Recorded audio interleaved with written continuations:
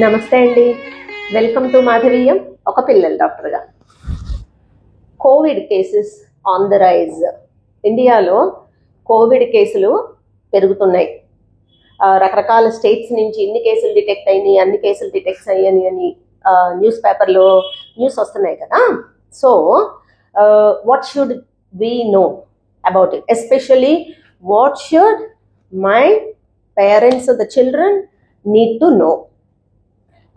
Let's put it in a question answer format. Number 1, what is this COVID?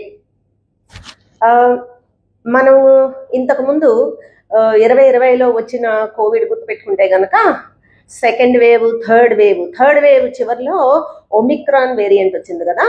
So fortunately it was less severe, and similarly this time also this Covid episode is caused by Omicron variant. దానికి JN1 variant is the commonest variant అన్నారు.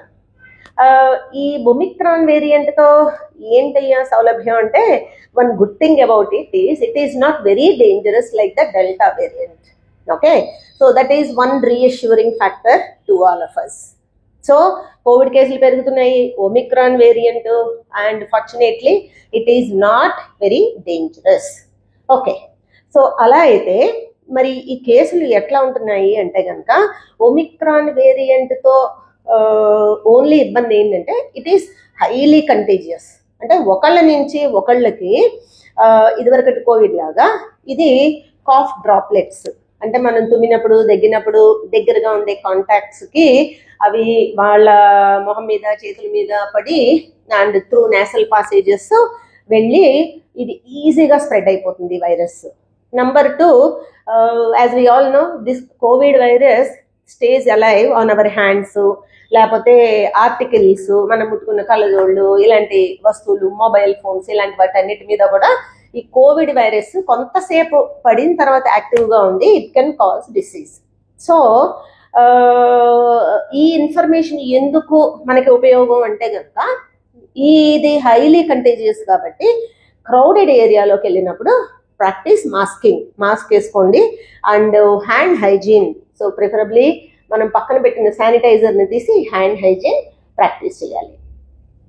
What are the symptoms? దీని లక్షణాలు ఏంటి అంటే కనుక, low grade to moderate degree fever and throat pain, one prominent feature. The other thing is dry cough. మనం ఇప్పుడు చదువుతా వింటా ఉన్నాం కదా, Covid has become like common cold అని. That is very true to some extent. అంటే Covid is like any common flu, but the only thing is మనం common ఫ్లూని, కోవిడ్ని ఎలా సెపరేట్ చేయాలి, ఏది ఏంటో అనేది ఎలా తెలుసుకోవాలి అంటే కనుక, కోవిడ్లో dry cough is very common. జలుబు, ముక్కులు కారడం అనేది సాధారణంగా ఉండదండి. వేరేజ్ ఫ్లూలో, కామన్ కోల్డ్లో ఫీవరును, ముక్కులు కారడం పిల్లల్లో హెచ్చుగా ఉంటుంది. సో 2-3 రోజులు mild to moderate degree fever, body aches, dry cough, throat pain ఉన్న తర్వాత fever may subside, but the only problem is post viral fatigue. కొంచెం నీరసం కొన్నాళ్ల పాటు ఇబ్బంది పెట్టచ్చు. ఇంకోటి పర్సిస్టెంట్ డ్రై కాఫ్ కొంచెం ఎక్కువగా చూస్తున్నాం.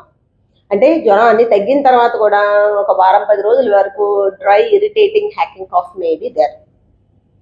ఓకే, టెస్టింగ్ ఏమన్నా చేయించుకోవాలా? మామూలుగా అవసరం లేదండి, మేమైతే అడ్వైస్ చేయడం లేదు. If you are very particular, go to a nearby center and ask for RT-PCR throat swab చేయించుకుంటే కనుక you may get it confirmed. Treatment, please do not make the mistake of asking for antibiotics or using antibiotics on your own. Antibiotics Covid virus మీద ఏమీ ప్రభావం ఉండదండి. Unnecessary side effects మన body మీద ఉండడం తప్పితే. సో దయచేసి యాంటీబయాటిక్స్ అవసరం లేదు. అండ్ జ్వరము, ఒళ్ళు నొప్పులు ఉంటే కనుక సింపుల్ పారాసిటమాల్, అది కూడా నేను మా పేరెంట్స్కి ఎప్పుడు చెప్తా, ఒళ్ళు ఇట్లా చూసి జ్వరం ఉంది బాబుకని మందు వేసే మాకండి. 5 సంవత్సరాల లోపలైతే చంకలో థర్మామీటర్ పెట్టి చూడండి, 5 సంవత్సరాల పైన అయితే నోట్లో 4 కింద పెట్టి 1 మినిట్ పాటు క్లీన్ థర్మామీటర్ పెట్టి 100 or above 100 ఉంటే కనుక పారాసిటమాల్ ఇవ్వండి. ఎవ్రీ 5-6 hours ఇవ్వండి. Keep the child hydrated. చక్కగా లిక్విడ్స్ బాగా ఇచ్చి వాడు నీరస పడిపోకుండా చూసుకోండి. నెక్స్ట్, స్కూల్స్ తెరుస్తున్నారండి. Can I send my child to school? Of course, you can. Without any hesitation. రేపు జూన్ 10-11 తారీఖులకి స్కూల్ తెరిస్తే కనుక మీ పిల్లల్ని స్కూల్స్కి పంపించవచ్చు. ఎందుకు? వన్ థింగ్, ప్రస్తుతం ఉన్న ఈ JN1 Omicron variant is not serious. As far as now serious కేసులు అయ్యి ప్రాణాపాయం ఉన్న కేసులు కానీ, హాస్పిటలైజేషన్ అవసరమైన కేసులు కూడా, అంటే సామాన్య ప్రజానీకంలో హాస్పిటలైజేషన్ అవసరమైన కూడా కేసులు రికార్డ్ అవ్వలేదు. Number 2, children are not high risk population. High risk population ఎవరో తర్వాత చెప్తాను. So children are not high risk population and so no need to panic. పిల్లల్ని స్కూల్కి పంపించొద్దు, ఇంట్లోనే ఉంచేసుకుందాం అని అనుకోవద్దు. Children may be sent to school. Of course చిన్న శానిటైజర్ బాటిల్ వాడి బ్యాగ్లో పెట్టండి. So ask him to clean his hands in between. And crowded ఏరియాస్లోకి, పార్టీస్లోకి, దాంట్లోకి తీసుకెళ్తుంటే కనుక మీరు మీ పిల్లలందరూ కూడా ఐడియల్ టు వేర్ మాస్కులు వాడండి అండ్ హ్యాండ్ హైజీన్ ప్రాక్టీస్ చేయండి. And who are the high risk population?